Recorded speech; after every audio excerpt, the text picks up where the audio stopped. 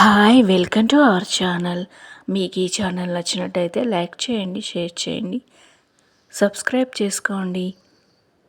ఈరోజు నేను గుత్తి వంకాయ చేయబోతున్నాను. దానికి కావాల్సిన ఇంగ్రీడియంట్స్. ఇప్పుడు వంకాయల్ని తీసుకొని వాటిని శుభ్రంగా కడిగి పక్కన పెట్టేసుకుందాం.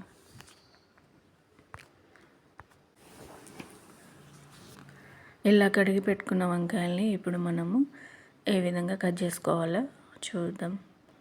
ఇప్పుడు వీటిని తొడమ దగ్గర ఉన్న వేస్టేజ్ని తీసేసుకోవాలి. తర్వాత ఇలా ప్లస్ ఆకారంలో వంకాయల్ని కట్ చేసి పెట్టుకోవాలి. ఇలా కట్ చేసుకోవడం వల్ల స్టఫింగ్ ఈజీగా పెట్టుకోవచ్చు. ఇప్పుడు వంకాయలన్నీ కట్ చేసి పెట్టుకున్నాం కదా. ఇప్పుడు గుత్తి వంకాయలకు కావాల్సిన పేస్ట్ని రెడీ చేసుకుందాం. ముందుగా పల్లీలను తీసుకొని వాటిని బాగా వేయించుకోవాలి. ఇప్పుడు పల్లీలు బాగా వేయించుకున్నాం కదా, వీటిని ఇప్పుడు మిక్సీ జార్లోకి తీసుకుందాం.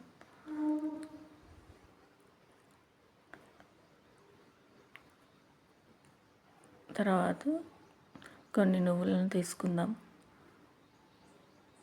1 కప్పు పల్లీలు, 1 కప్పు నువ్వులను తీసుకొని వీటిని కూడా బ్రౌన్ కలర్ వచ్చే వరకు బాగా వేయించుకొని వీటిని కూడా వేరొక బౌల్లోకి తీసుకుందాం.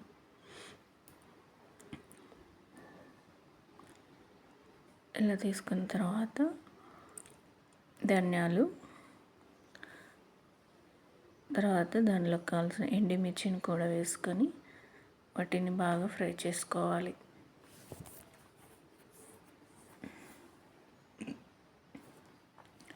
ఇవి బాగా ఫ్రై అయ్యాక వాటిని కూడా వేరొక బౌల్లోకి తీసుకొని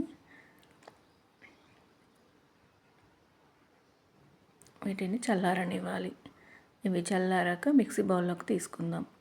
ఇప్పుడు మిక్సీ బౌల్లోకి మనం ఇంతకుముందు రెడీ చేసి పెట్టుకున్న పల్లీలు, నువ్వులు, ఎండుమిర్చి, ధనియాలు అన్నీ వేసుకున్నాక కొంచెం ఆనియన్, ధనియా పౌడర్, కొంచెం కారం, కొంచెం సాల్ట్ ఇవన్నీ వేసుకొని బాగా మిక్సీ చేసుకోవాలి. ఇప్పుడు ఇందులోకి కొంచెం కొంచెం వాటర్ యాడ్ చేసుకుంటూ మనము ఇప్పుడు మెత్తగా మిక్సీ చేసుకుందాం. ఇప్పుడు గుత్తి వంకాయలోకి స్టఫింగ్ రెడీ అయిపోయింది. ఇప్పుడు ఈ వంకాయలోకి స్టఫింగ్ ఎలా పెట్టుకుందామో చూద్దాం. మనం ముందుగా కట్ చేసి పెట్టుకున్నాం కదా, వాటిని ఇలా వెడల్పాటుగా అనుకొని దాంట్లో ఈ పేస్ట్ని స్టఫ్ చేసుకోవాలి. ఇలా స్టఫ్ చేసుకోవడం వల్ల వంకాయకి బాగా ఉప్పు, కారాలన్నీ మసాలా బాగా పడుతుంది. ఇప్పుడు స్టఫ్ చేసుకొని వీటన్నిటిని పక్కన పెట్టేసుకొని వేరొక ప్యాన్ పెట్టుకొని కర్రీకి కావాల్సినంత ఆయిల్ వేసుకొని అందులో జీలకర్ర, పచ్చిమిర్చి, ఆవాలు, ఆనియన్స్ వేసుకొని బాగా ఫ్రై చేసుకోవాలి. ఇలా ఇవి బాగా ఫ్రై అయ్యాక అల్లం వెల్లుల్లి పేస్ట్ వేసుకొని బాగా ఫ్రై చేసుకోవాలి.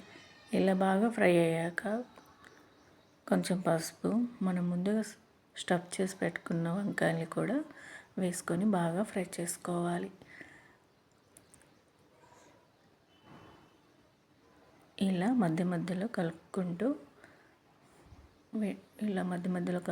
వీటిని బాగా ఫ్రై చేసుకోవాలి.